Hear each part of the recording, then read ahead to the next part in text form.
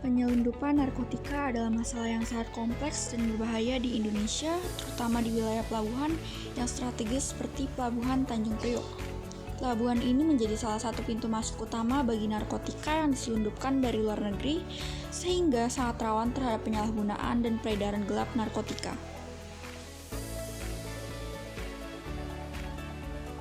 Menurut Pasal 1 Ayat 1 Undang-Undang Nomor 35 Tahun 2009 tentang Narkotika, disebutkan bahwa yang dimaksud dengan narkotika adalah zat atau obat yang berasal dari tanaman atau bukan tanaman, baik sintetis maupun semi-sintetis, yang dapat menyebabkan penurunan atau perubahan kesadaran, hilangnya rasa, mengurangi sampai menghilangkan rasa nyeri, dan dapat menimbulkan ketergantungan yang dibedakan dalam golongan-golongan sebagaimana terlampir dalam undang-undang.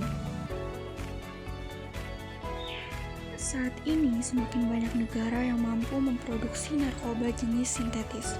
Narkoba jenis sintetis dapat diproduksi kapan saja dan di mana saja, sehingga tidak perlu waktu tertentu untuk melakukan proses produksinya.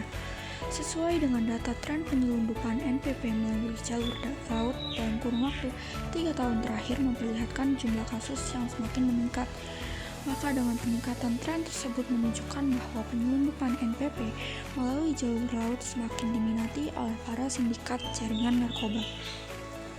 Modus operandi penyelundupan NPP. Setelah melihat tren peningkatan penyelundupan NPP melalui jalur laut, CNT Tanjung Priok meningkatkan intensitas pemeriksaan terhadap importisasi yang dicurigai atau terindikasi adanya penyelundupan NPP.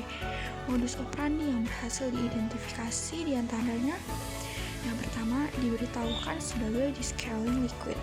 Yang kedua, disembunyikan di dalam alat CCTV. Yang ketiga, disembunyikan dalam gulungan kain. Yang keempat, disembunyikan di dalam alat pompa air. Yang kelima, disembunyikan di dalam alat pemanas air. Faktor-faktor penyebab penyelundupan NPP. Yang pertama, harga narkotika yang cukup mahal sehingga para penyelundup atau kurir memiliki keinginan yang besar untuk menyelundupkan narkotika dengan berbagai modus. Yang kedua, upah yang cukup besar diperoleh para penyelundup atau kurir apabila berhasil menyelundupkan narkotika. Yang ketiga, adanya ancaman kepada keluarga penyelundup atau kurir apabila tidak bersedia untuk menyelundupkan narkotika. Berikut ini adalah contoh kasus penyelundupan NPP. Pada tahun 2015, terdapat 9 kasus penyelundupan NPP melalui Pelabuhan Tanjung Priok yang berhasil digagalkan oleh CNT Tanjung Priok bekerjasama dengan instansi terkait. Di antara kasus-kasus tersebut, peneliti membahas lebih lanjut pengungkapan penyelundupan narkotika seberat 3.010 gram yang disembunyikan dalam 18 roll fabric atau gulungan kain dengan bungkusan plastik bening dan juga 13.800 gram yang disembunyikan dalam 14 paket water heater atau alat pemanas air. Indonesia menghadapi tantangan besar dalam mengatasi penyelundupan narkotika psikotropika dan prekursor atau NPP karena posisinya strategis dan dekat dengan wilayah penghasil opium utama, menjadikannya target sindikat narkoba internasional. Peningkatan signifikan dalam penyelundupan NPP melalui jalur laut, terutama di Pelabuhan Tanjung Priok, memerlukan upaya intensif dari bea dan cukai. Modus operandi yang semakin canggih menuntut peningkatan intensitas pemeriksaan dan analisis intelijen yang mendalam. Undang-Undang Nomor 17 Tahun 2006 tentang Kepabeanan memberikan dasar hukum yang kuat bagi bea cukai untuk mengawasi, menangkap, dan menyita barang bukti penyelundupan.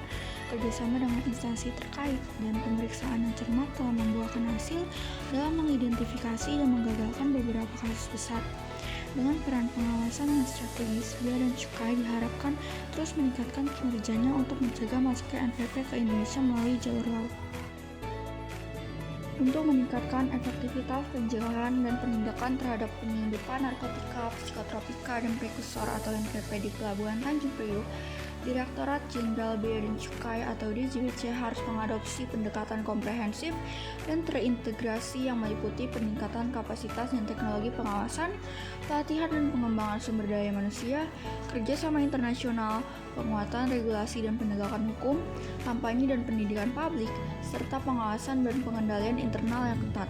Dengan strategi-strategi ini, DJBC dapat memperkuat deteksi dini, pencegahan dan penindakan terhadap penyelundupan NPP, serta memastikan integritas dan akuntabilitas dalam operasional mereka, sehingga memberikan perlindungan yang lebih baik bagi masyarakat dan negara dari ancaman narkotika.